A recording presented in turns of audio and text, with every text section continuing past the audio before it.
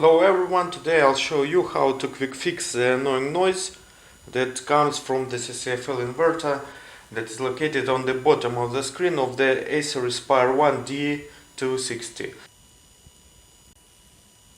In this case you have to replace the inverter, but you can quick fix it by just increasing the brightness of the screen to maximum.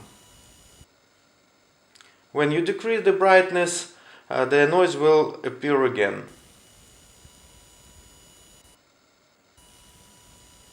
Thank you for watching. Bye.